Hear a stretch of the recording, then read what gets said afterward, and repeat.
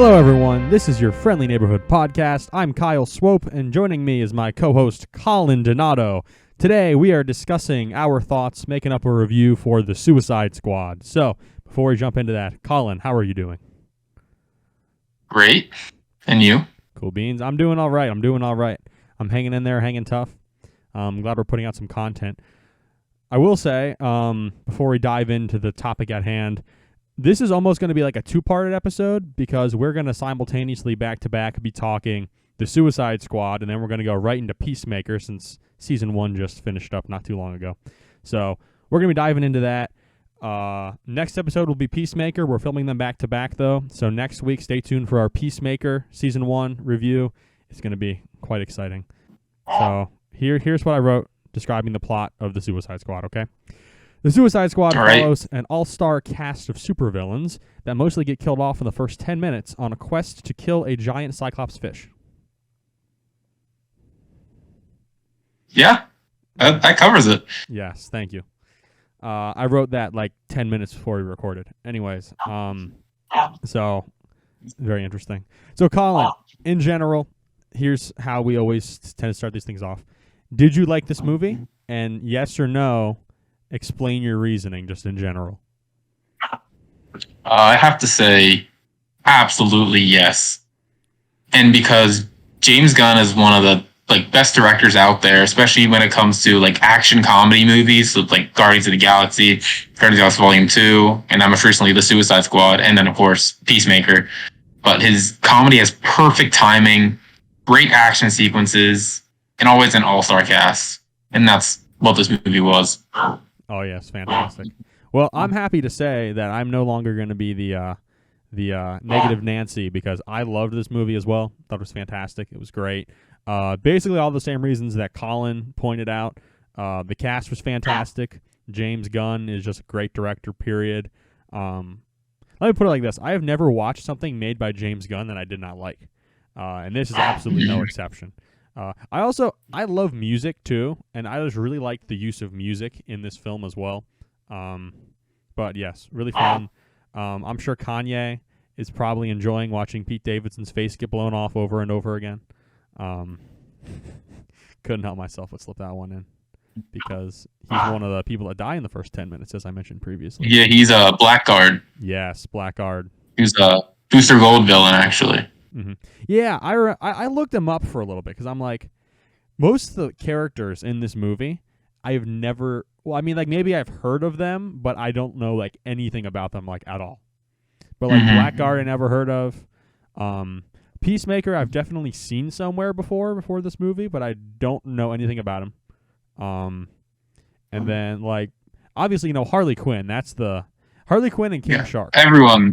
Harley Quinn's a family household name by now. Oh, yeah, definitely. Everyone's familiar with Harley Quinn. And then King Shark, if you ever watched, The Flash, you know who King Shark is. Yeah, King Shark first appeared in Superboy #0. Oh, really?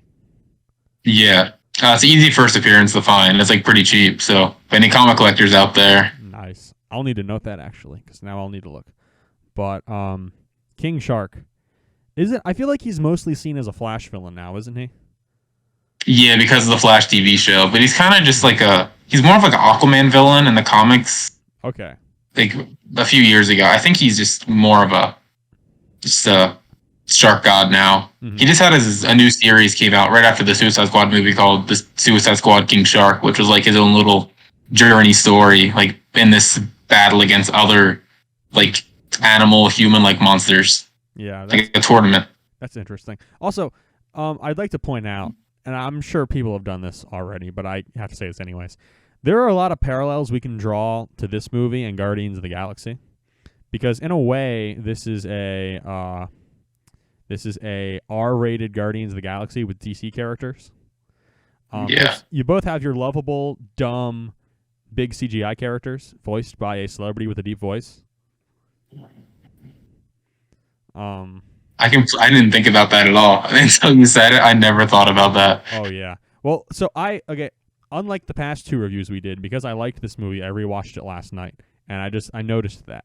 It was really interesting. Also, they made Polka Dot Man interesting, okay?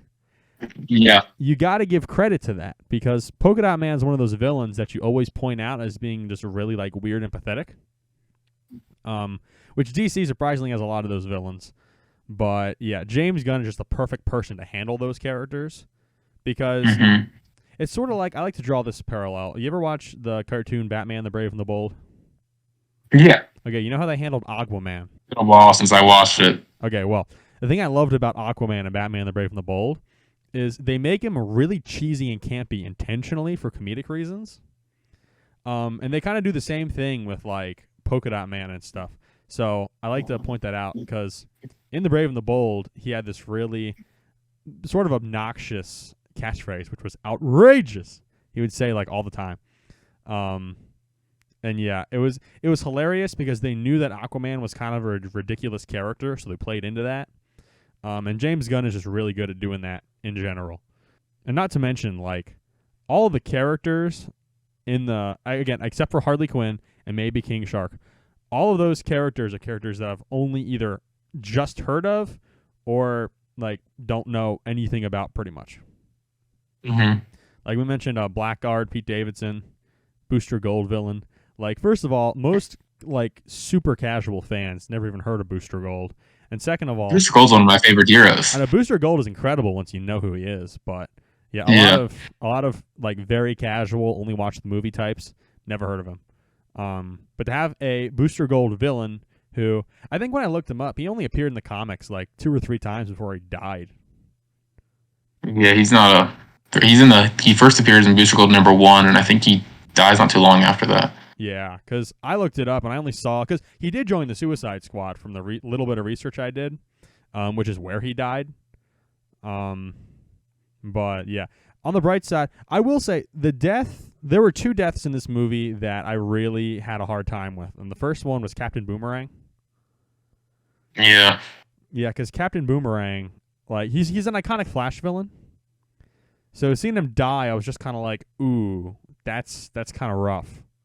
Yeah, I actually did like I think it's Jay Courtney or Jai Courtney, however you say it. Mm-hmm. I loved him as Captain Boomerang too, and usually like all of his movies are pretty bad. Mm-hmm. Anything he's in never turns out to be really good, but I actually did like him as Captain Boomerang a lot. Oh yeah, definitely. Well, also another thing we should probably talk about is this movie versus its.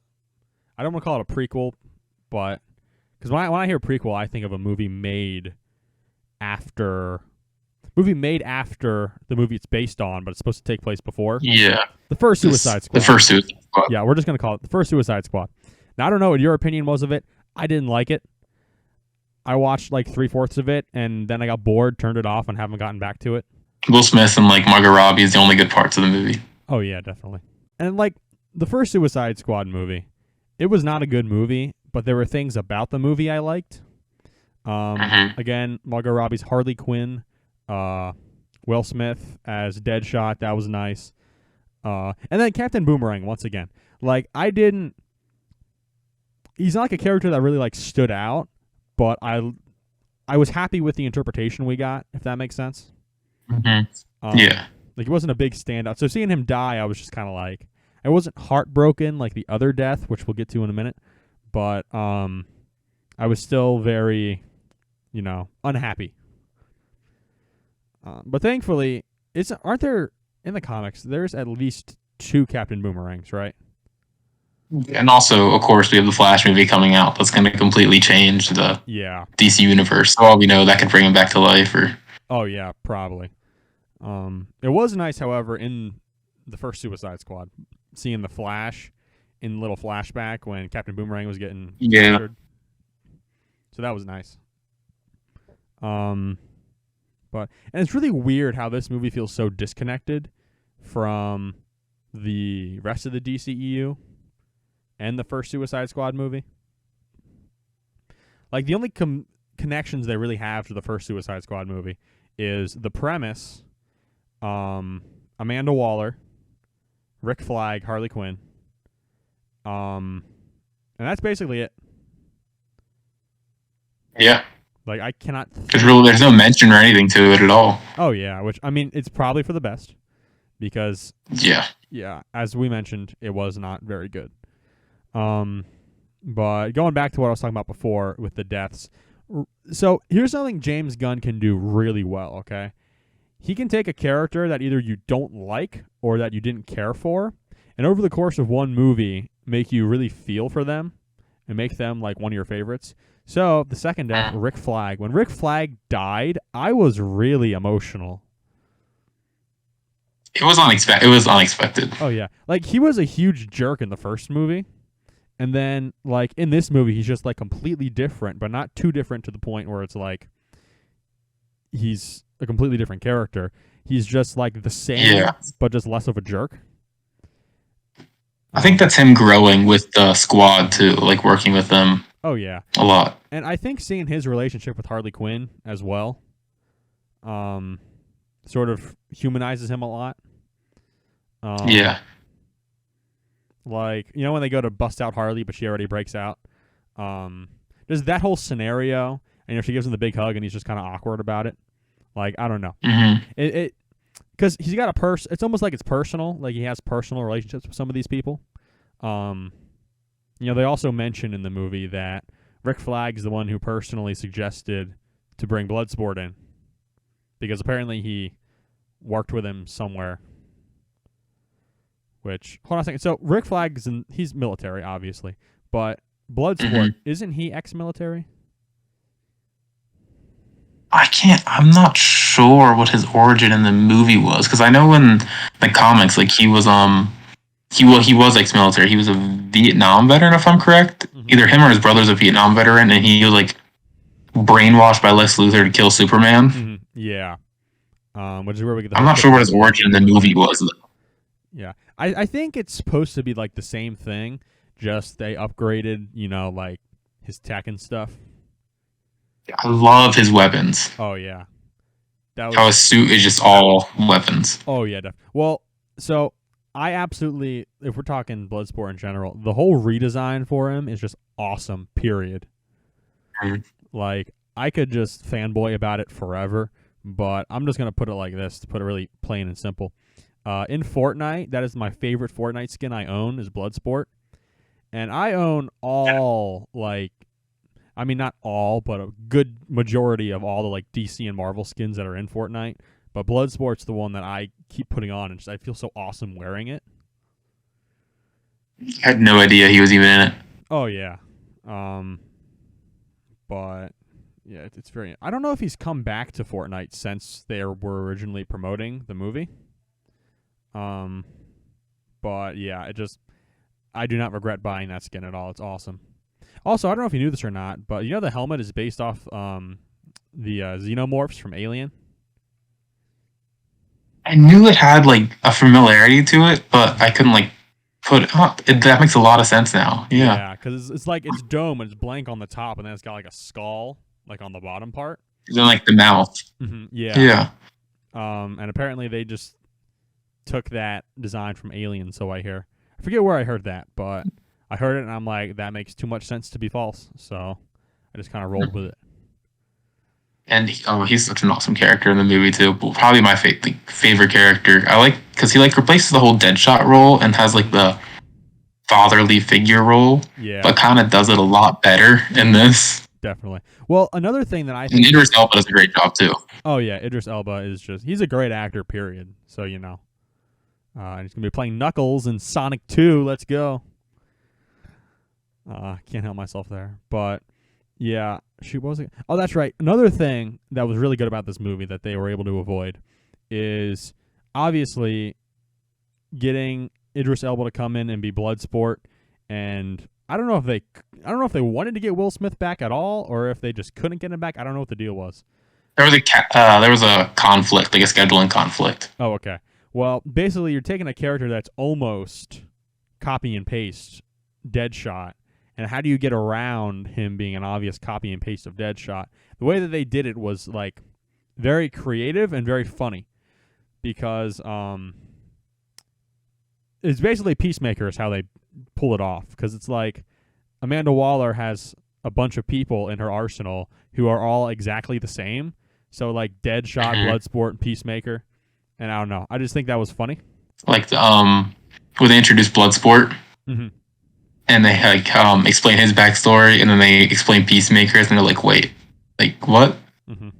And then we get the meme from that scene. He does Mm-hmm. exactly what I do, but better.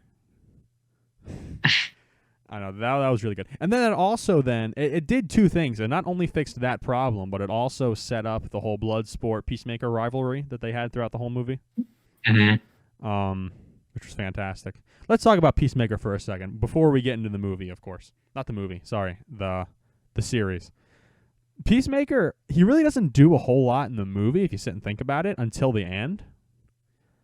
Yeah, when he kills the best character. Yeah, when he kills Rick Flag, which again was upsetting, but it made him really interesting. But I'm really glad that it gets fleshed out in Peacemaker. And after watching Peacemaker and then coming back and rewatching the Suicide Squad, it really helps me see the character in a new perspective. Because he's, how should I describe it? I almost see him now in the Suicide Squad as someone who's looking for a place to belong. And so I think him following Amanda Waller's orders makes him think, oh, I'm going to be like, it's almost like he's looking for her approval without actually, does that make any sense to you? Yeah. So I think that's really interesting when you have that perspective of the character being fleshed out a little bit more in Peacemaker and then coming back. It's really interesting. Seeing the Suicide Squad like before Peacemaker was made, but like knowing the show was going to be out, I remember in theaters, I was like, man, so he gets shot and like dies. I'm like, I was happy he died because I hated his character. Like I hated him in that movie. And then they have the end credit scene, I'm like, oh my gosh, he's still alive. Oh yeah. It's like, how are they going to do this show with like this worst character in the movie? Mm-hmm. Yeah, I kind of viewed Peacemaker as a character I loved to hate. So like anytime he was on screen, I thought it was very interesting and entertaining, but he was a complete jerk and I didn't like him. Like, you know what I'm saying? Yeah, and John Cena's like comedy is perfect too. Like the way he delivers it and stuff. Oh yeah, definitely. One scene where he's just like standing in his underwear, I was just like cracking up laughing. Like everyone else like fully dressed and he's just like completely naked. Oh yeah, definitely. Well, see, John Cena, like, I haven't really seen him in a whole lot, and I didn't quite understand why everyone loves him so much. Not that I'm hating on him or anything, but I have a new appreciation for his acting abilities after both the Suicide Squad and Peacemaker. Again, I don't want to be talking about Peacemaker too much because this is the Suicide Squad review. I guess we haven't talked about Ratcatcher 2 yet. Yeah, and I loved Ratcatcher too. And I remember in her flashback, like with her dad, the first Ratcatcher, I was looking at her dad and I was like, that guy looks so familiar. And I was like, oh my gosh, it's Taika Waititi. Exactly. And I was like, what is? It's like he was just randomly there.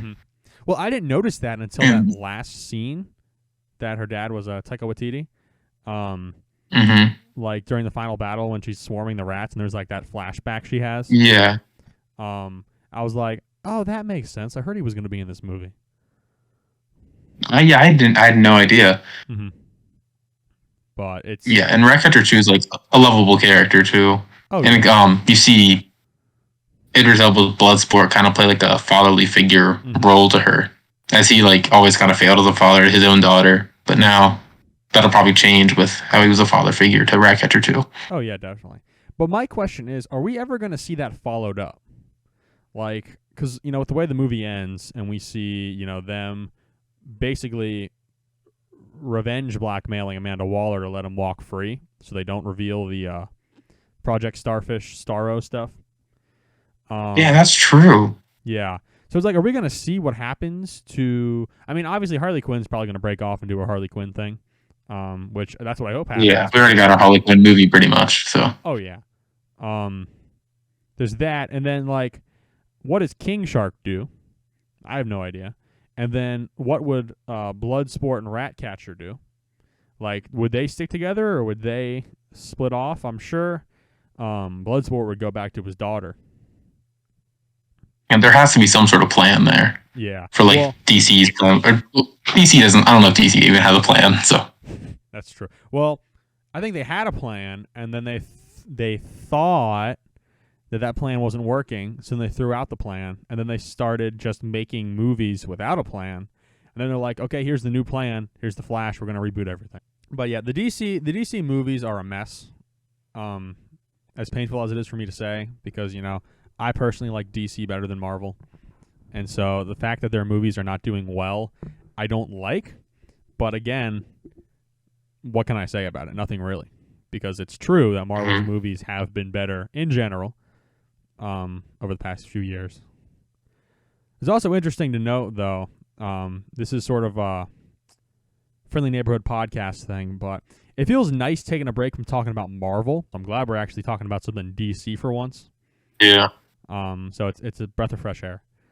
Uh, Again, not knocking Marvel by any means. I mean, Marvel's killing it right now. But Hmm. so, anyways, I digress. I'll just say, like, well, back to the Suicide Squad. Yeah, exactly. Back to our regularly scheduled program. Ratcatcher 2 is. She was a really interesting character. Like, at first, I thought she was kind of like an annoying millennial type. Um, That was my first thought. yeah. But then, as the character was more explored, I found a new respect for her. I think Hmm. mostly because. How should I describe it? It's almost like she's not a bad guy per se. It's almost like she just has a few laps in ethics, if that makes sense. Yeah. Which, Which wasn't like her reason for being in prison. She like robbed a bank with rats. yeah. But you got to keep in mind, I mean, her upbringing that she talks about, her father was a heroin addict and they lived on the Hmm. streets and they had to steal things to survive. So that's what she knows. It's not that she's like a bad person per se. It's just, again, like a lapse in ethics is what kind of got her into this situation. And also, I love Bloodsport's hate of rats Oh, yeah. That in the whole was. movie until the end. Like Mhm. that was I love that. Well, I think that was a really good character development tool because we know Hmm. from really early he hates rats, so he doesn't like Ratcatcher. But then again, it's like I don't know. It's sort of hard for me to put into words, but it's like his relationship with rats kind of marks his character development, which is interesting. And then it gives us that great scene at the end where like the rat just like lays on his leg and he just like Yeah. taps it gently to pet it. Mm-hmm. But yeah, that was nice. It was a really, really good movie. One character I'd like to talk about a little bit more before we move on, though. We talked about him a little bit, but Polka Dot Man. Um, Yes. The guy who plays him, it's like David something. oh yeah, he's been in a lot. David Das something. Yeah. He's been in a lot of superhero stuff. I mean, he's voiced multiple Yeah. characters. Ant-Man. Yeah, he was in Ant-Man Um, and Dark Ant-Man Knight. Wasp, I think. Yeah, he was in the Dark Knight. He was that crazy guy in And that scene. he played a villain in The Flash too. Yes, Abracadabra. That's right. Hmm. But yeah, he's a pretty good actor. Like I feel like there's so many actors that are really good that just aren't popular. I would almost say that he's one of them because he's got really good range. Um, I've never seen him do any roles that I didn't like. I'll put it like that. Yeah. But yeah, I also we can't talk about what's his face, Polka Dot Man, without talking about him seeing all the bad guys as his mom. I love that. Yeah, that was It was funny. such a ridiculous like part of his story that would just made no sense. But every time they put like, I think it wasn't just the bad guys; it was like everyone. Because the scene where he's in the club dancing and like Yeah. everyone's his mom, Mm-hmm. it was just such a weird thing. I know. It made no sense, but it just fit for the style of the movie. Oh yeah, definitely. But again, this kind of goes into what I was pointing out earlier about how characters that are ridiculous work best when they are portrayed as ridiculous. Hmm. And I think that's why I love the character so much because he was so weird and everyone knew he was weird, and they just how should I describe it? It just worked. I have no other way to describe it except for just saying that it worked. Yeah. But yeah, good stuff. My first favorite character was like King Shark in the movie because I like King Shark in the comics. I think he's cool. I'm also a big fan of fish and I like sharks. So Oh it's yeah. like King Shark, like the shark god. Mhm. I can't think of like the shark god name he has. I can't It's gonna remember. bother me. Yeah. But so yeah, he's a demigod. He's the son of the shark god and like this random Hawaiian woman. Mm-hmm. And I guess that's the origin they used in the movie. I don't think they specified exactly if they're using that origin. Mm-hmm. Yeah. But Um, I loved how Sylvester Stallone voiced him, and just his voice works so perfectly for the stupidity of King Shark. Yeah. The fake mustache and like the hand, Yeah. and like just trying to seeing him like attempting to be human was just really Mm-hmm. enjoyable to watch. Oh yeah, definitely. Now the And thing I about hated the scene when all those weird Mhm. fish, I don't know, jellyfish things or whatever were Yeah. attacking. Was like, oh my gosh, he's gonna die, he's gonna die. I Mhm. was freaking out in the theater. I Oh was like, yeah. no, I was like, please no. Well, I was actually just about to bring that up because it's a shame because he's a very lovable character, but he gets the worst backstabbing out of any character from those little fish things. Yeah. Because like at first things they're his friends, but then they break out and the place starts flooding. They start eating him, and I'm like, what the heck? Like again, watching it for a second time, and going back, I'm thinking like, how sad is that? Also in that big tower scene, I love how like they're all walking in the rain. That's like this epic shot. Then there's just like the driver Milton is just walking with them also. Yeah. And then they're in the hall, and I think it's Polka Dot Man's like, Milton's dead, and Bloodsport's just like, who's Milton? And like at the end, Harley Quinn thinks that Bloodsport's Milton, Yeah. Yeah. and it's just all the random like little callbacks and references was just Oh yeah, definitely. That was so good. Oh yeah, I remember what I was gonna say. So I don't know if you caught on to this, but sitting there watching it again, I noticed that this is probably the goriest superhero movie I've ever seen. Not that it's the goriest yeah. I superhero think content, but like in terms of a movie that was like in theaters, it was very mm-hmm. gory. Yeah, I think it was gory than like both Deadpool's, I would say. Oh yeah, because like the Deadpool's, the only gore you see is like people get shot and they get like cut and stuff. But like in this movie, you had King Shark having this slow mo shot of him literally ripping a guy in half. His intestines are hanging across both pieces. And then do you remember the clip when he bites off the guy's head? Yeah, and the guy's head eyes are still moving. Yes, that is very gory. Don't get me wrong; it all played into the aesthetic of the movie very well. But I mean, it is an R-rated film, so Christian conservative parents, do not let your children see this until they are of age and of sound mind. But anyways, I just have to bring that up. Got to put my caution in there because it's a great movie, not for everybody. Also, another thing I don't want to overlook yet, but the villain of most of the movie until the big third act is actually the Thinker. Yeah, which Peter Capaldi, the 12th Doctor. 12th Doctor. Which I remember seeing, I was like, oh, I haven't seen him in anything since Doctor Who. Oh yeah, and I think Peter Capaldi is another fantastic actor. So I'm just really glad to see him in something, especially something like that I'm into. Like DC, which is pretty interesting. I don't know if you knew this or not, but Peter Capaldi is actually in some way, shape, or form related to the singer-songwriter Lewis Capaldi. Did you know that? No. Yeah, I don't remember what the relation is, but Peter Capaldi's in one of his music videos. Oh. Huh. Yeah. I mean, I don't really listen to Lewis Capaldi, but I just remember somewhere seeing a clip from a music video, and I'm like, is that Peter Capaldi? And then I was like, wait a minute, and then I looked it up. But yeah, I think he was a good villain, at least for the first, Yeah, and then he didn't do a whole lot. Then of course we see the actual villain. Mm-hmm. Yeah. Well, that he was like this. The actual villain is Amanda Waller, but the villain they fight is Starro. Yeah, the actual. Then I guess what was the Quartz Maltese? That was the name of the place, right? Mm-hmm. That's like some sort of like I think it started with like they were going to destroy the project and like because a dictatorship killed a family or something and took over the country.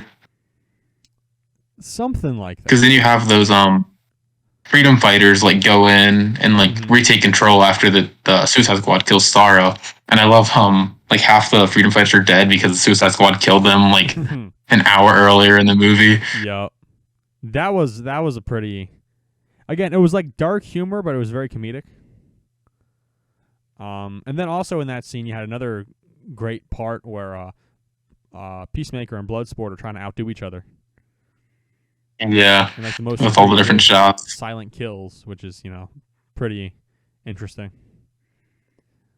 Another thing I think is interesting too. So I don't know what you know about guns, but you know how there's that big scene, right, where Bloodsport and Peacemaker both shoot each other at the same time, and not Peacemaker, Bloodsport's smaller bullet breaks the other one, right? That is Yeah. actually that would not happen in real life at all. Because if two bullets shot each other, they would both just. Yeah, but it looks cool. Yeah, I know it does look cool. So I got And to it give also credit for that at least. it finishes the thing where like Peacemaker was like, I use smaller bullets, and Mm-hmm. Bloodsport's like, oh, really? And then just doesn't kill him, but Mm-hmm. thinks he kills him. Yeah. Which I'm curious if so Peacemaker's still alive. I wonder if him and Bloodsport will ever meet again. I never really thought about that. Mm-hmm.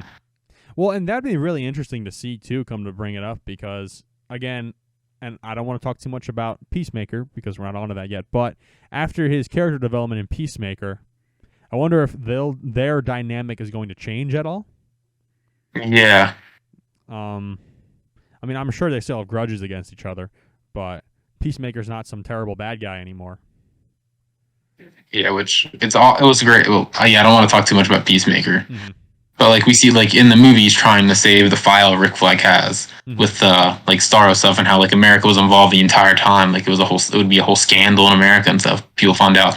Like Peacemaker's like trying to stop that. But now that he's had like tons of character growth in his own show, like his whole viewpoint from the Suicide Squad has changed. Oh yeah, definitely. We don't want to get too much on that, of course. Mm-hmm. Yes, but anyways, again, great characters, great movie. They use so I keep thinking of things and I keep thinking, okay, let's move on because we're talking a lot about this. I think it's because we both like this movie so much. But Starro, let's just talk a minute about Starro the Conqueror, the big bad guy, I suppose, the big fancy flashy one. He wasn't really, as we know from the end, he wasn't really a bad guy. He didn't want to do all those things he did. It was just kind of his way of surviving. Well, you're right. Bad guy might not be a good terminology, but he was still a antagonist. Yeah. But anyways, yeah, I think it was very interesting. I do like that's one of the characters that they make a really big deal about, I feel like, whenever Starro shows up in the comics. So part of me is a little disappointed with how the final battle played out. Because the final battle is actually like kind of short if you sit and think about it. Yeah, I guess it wasn't. Yeah, it wasn't that long, but I guess there was so much action like right before it. This kind of. Yeah, but I think so. There's some good and bad with I think that final battle. The good was Harley Quinn fulfilling the prophecy with the javelin. Shoot, now I just thought of another thing we're gonna have to go back and talk about, but we'll get to there in a minute. There's that. I do think it's gross that she was swimming around in that eye fluid. Oh yeah, and then the rats coming in. That that grossed me out a lot. Yeah, that kind of gave me the heebie-jeebies a little bit. But there's that. And then Polka Dot Man dies, which that's a death that didn't really like mess with me emotionally, but I was just starting to like him, and then they killed him off. Yeah, I kind of wish he stayed alive too, but I guess it was not one of those things like you don't expect it. Yeah. Which one thing I almost want to say I liked in this film was that they killed off almost everyone. Yeah, it is the Suicide Squad for a reason. Yeah. Like again, I haven't finished the first Suicide Squad, but did they kill off like I know what's his face? The one guy with the bomb dies. And I know that Enchantress gets cured. But does anyone else die in that movie? I think just Slipknot and then was it Diablo? That's his name? Yeah, the fire guy. The fire guy. I think was it? No idea. Yeah, I'm pretty sure he dies. I haven't seen it probably since it was out. Okay, I don't blame you at all because it was not very good. The one point I want to go back and talk about though, because this was probably my favorite action sequence of the whole movie, when Harley Quinn was busting out of that what's it called? I don't want to call it I guess it's a jail. It wasn't really yeah, I don't. It was like a government building or something. Yeah. Anyway, she was busting out of there. Well, I love that for two reasons. One, because the squad is coming to save her, and we get that hilarious scene where they have this plan all executed, and they're like starting it, and then right as they do, she shows up and she's like, "What are you guys doing here?" And I think I mentioned this before. I don't remember if I mentioned this in another podcast. Like, Harley Quinn is a great example of, like, a strong female character that's not trying to shove feminism down your throat so that, you know, she's, like, interesting and it doesn't feel like you're watching propaganda when she's doing her thing. You get what I'm saying? Yeah. But anyways, yeah, so that whole fight scene, first of all, the choice of music, okay, Louis Prima, Just a Gigolo, I Ain't Got Nobody. Love that song. Great song. But then also, you know, as she's, you know, like killing people and stuff and the flowers going everywhere is just, it's very... Very Harley Quinn-esque. Exactly. And I just love that so much. Because honestly, out of all the characters in that movie, that's the character that we have the longest relationship with as viewers. Yeah. Because this is her third film she's been in, and everyone else... Have you seen Birds of Prey? Yes. Which I loved Harley Quinn in that too. I think that movie was great. See, again, I would disagree. We can do a review on this sometime else, but Birds of Prey I thought was okay. I think obviously Harley Quinn was the best part of that movie. Thankfully she was... Yeah, it was pretty mature movie. Yeah. And my biggest problem with that movie too was Black Mask. I think they did do him a little wrong. Like, Ewan McGregor did an amazing role of Black Mask. Definitely. But they kind of just... They did him wrong by, like, just killing him off and didn't let him... He wasn't as menacing as he could have been. Oh, yeah, definitely. And I never viewed Black Mask as this, like, bratty, like, middle-aged dude either.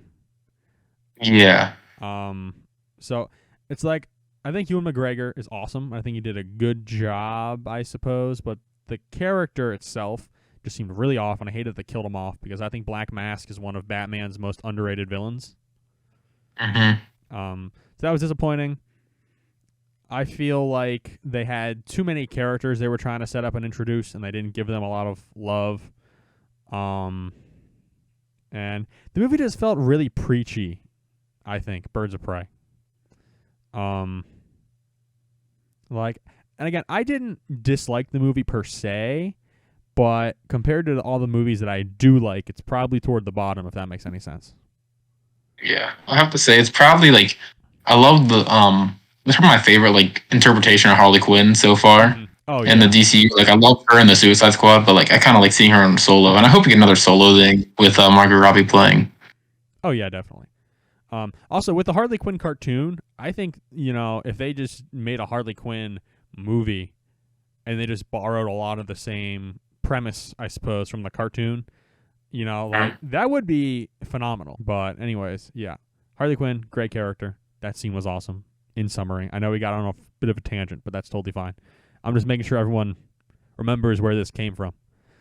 But anyways, so I think that's all I have for the Suicide Squad. Do you have any other thoughts or things you want to bring up before we move on, Colin? Yeah, I don't really have much more. Yeah, I'm trying to think. One more thing. Oh, I was about to say I just thought of something. Go ahead. Okay, so with we see kind of like Amanda Waller sucked in the first Suicide Squad, but in this one she sucks even more. Like, as we see, like, even in the comics, Amanda Waller's the villain the whole time. She's like sending this, like, if you've ever seen the Suicide Squad Hell to Pay, the animated one, I haven't seen that. You see, like, they're sent on a mission just to get this card to get Amanda Waller, who's like dying, out of hell. And like that's the whole mission. Really? And like in this, like we see Amanda Waller as a villain who's just like she's gonna leave this whole like country to like die just because it wasn't part of their mission. And we're like, oh, she really sucks. And then she gets knocked out, of course, and we see the Suicide Squad finish the mission. Oh yeah, definitely. We'll see how that ends in Peacemaker. Which again, I have a lot I want to talk about Peacemaker, but again, we'll get to that shortly. But something I thought of too, from the big opening butchering, as I like to call it, there are actually two characters who didn't die that we assumed died. One, I mean, is the obvious one, Weasel. Yeah. You know, we see in the end credit scene. Well, no, it's not even a credit scene. It's right before the credits. He wakes up on the beach, he coughs the water like out of his lungs, and then just gets up and walks away. Which that was funny because Weasel is like a disturbing looking character, and I don't know. I just want to see Weasel again just because he's so weird. But two, the detachable kid, TKD, Nathan Fillion. Oh yeah. Because he never actually died. when they show him on the beach, I don't think he has any, like, I think maybe he's, like, covered in blood and he's, like, knocked out. But I think if there's, like, a really quick shot where you can see, like, vitals and stuff for people, and he's still alive, his arms, I don't know how they're doing. Probably pretty bad. But so we'll most likely see those two characters at least pop up somewhere in the future, probably. Mm-hmm. After that, any final thoughts before we go into the ratings? One last thing. I loved how they showed like where they were and how like what time it was in the movie with like the movie scenery. Oh yeah. Like it would show like the location or something with how like the scene was set up. That was one thing I really liked, and I just remembered. Yeah, the transitions. I couldn't think of the word. I liked how they were done. Oh yeah, that was a really nice artistic flair that was added. So good stuff. So, Colin, do you have a 1 to 10 ranking, 10 being Citizen Kane, 1 being something that is not Citizen Kane? I don't know. I can't think of a creative off the top of my head thing to say right now. To say, I'd give it a 9 out of 10. 9 out of 10? That's fair. I don't know if I'd give it a 9 or an 8 because I really liked it too. It's like, again, my only real nitpick is with that final battle just being a little, like, it could have been a little better. That's kind of what I'm thinking. I'd probably give it an 8 because here's why. I think some movies that are not quite perfect but are almost there would be a 9, and this one still feels like it's just a little short of that. So I give it an 8, you give it a 9. So what do we want to... I know you mentioned 8.5 for the Friendly Neighborhood podcast. The only thing is, though, I don't know if we want to bust in to start doing halves or points on our scale. I'm down for it. We should just allow halves, only halves. Okay. That sounds fair. So, like you said, almost reaches that like mark. Because I think I would give it an 8.5 if we're going to do halves. I'd give it an 8.5 probably. Okay. I'll settle with that. So, there you have it, everybody. The Suicide Squad gets an 8.5 from the Friendly Neighborhood podcast. Anyways, after that, Colin, you got any closing remarks before we finish up this conversation? I got nothing. Alrighty. So, that being said, this has been your Friendly Neighborhood podcast starring Kyle Swope and Colin Donato. Make sure to follow us on Instagram at Friendly Neighbor Pod. The Spider-Man theme was originally composed by Bob Harris and covered by Jacob Swope for this episode. The Friendly Neighborhood podcast is a Lumberjack media production. Thank you guys for joining us. God bless you. God bless America. We will catch you guys next time.